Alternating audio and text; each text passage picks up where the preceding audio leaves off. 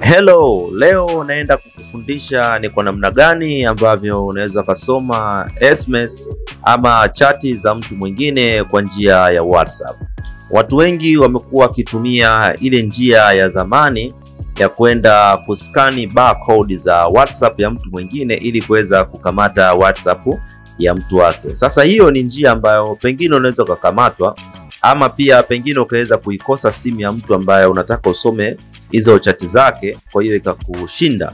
Sasa leo nataka tuangalie hii njia ambayo wewe ukiwa umekaa zako tu kwenye sofa sebleni ukiwa na shughuli zako, na yeye huyo mtu wako akiwa na shughuli zake, basi unaweza ukafanya hilo jambo. Basi unaenda Play Store.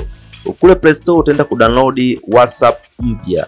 Sasa kama mpenzi wako ama mtu wako anatumia WhatsApp, basi na wewe utaenda kudownload WhatsApp nyingine.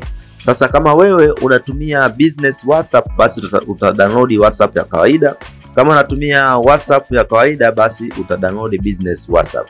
Sasa kuna kitu fulani ambacho kinaitwa code. Hii code ndio ambayo inakuwezesha wewe sasa uweze kukamata hizo message. Mfano hizo code ndo kama hizo hapo unazoziona kwenye screen. Sasa kuzipata code ambazo zinaendana na namba ya kwako wewe na namba ya mtu wako, basi unatakiwa unicheki, uniambie Mr. T, naomba unisaidie kodi niweze kusoma message za WhatsApp, na mimi nitakupa namba ambayo inaendana na namba ya mpenzi wako ili uweze kusoma hizo message.